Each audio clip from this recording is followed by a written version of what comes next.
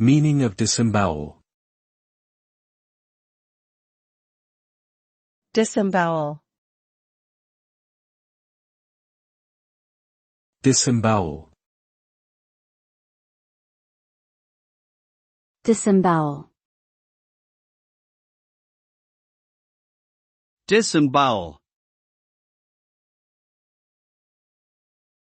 The term disembowel refers to the act of removing the internal organs, specifically the intestines, from a living or deceased organism.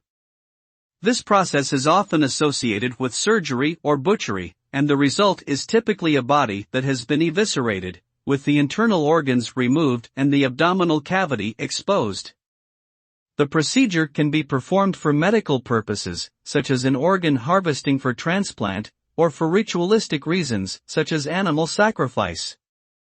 Overall, disembowel is a graphic term that describes a visceral and often gruesome procedure.